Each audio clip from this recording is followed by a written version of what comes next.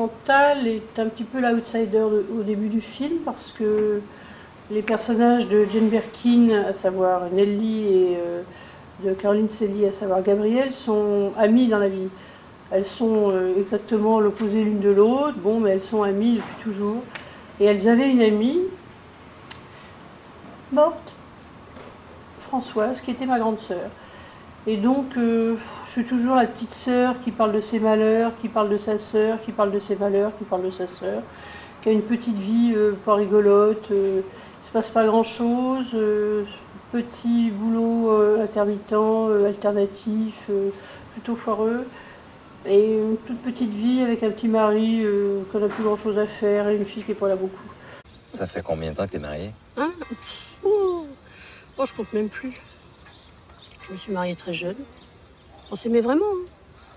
C'était pas le plus drôle, c'était pas le plus beau, hein, mais bon. Avec le recul, je me dis que j'aurais dû en faire plus des conneries. Et les Johnny Hallyday, les Al Pacino, les Robert Redford de ce monde, ils étaient où? Pas dans ma culotte, en tout cas. Et le sexe?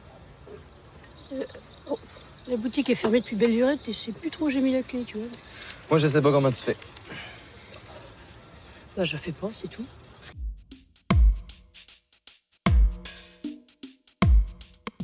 Oh bah, c'est pas forcément une partie de plaisir de s'être fait enlever un sein, ça. Surtout que elle est un peu dans la référence à sa sœur, qui elle-même en est morte, donc elle sent arriver le truc. Enfin, elle sait plus très bien comment faire. Elle sait même pas qu'elle pourrait faire autrement. Mais en même temps, je trouve, moi, qu'elle elle a quand même une petite tenue. Elle n'est jamais dans la plainte.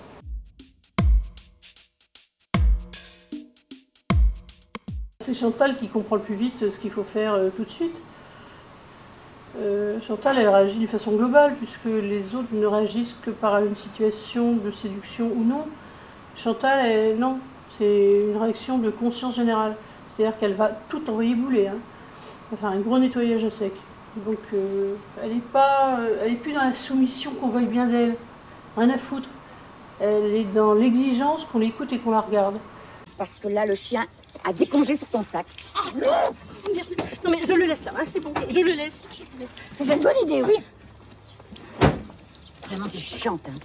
Oh!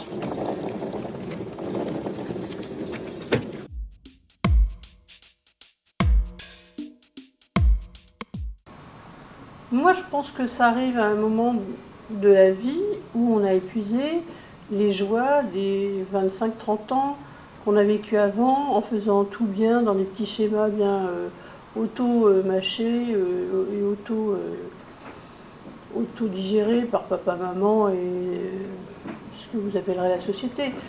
C'est-à-dire qu'on en a bien épuisé les joies, les peines et les plaisirs. On a juste envie de se rassurer en se disant qu'on peut recommencer.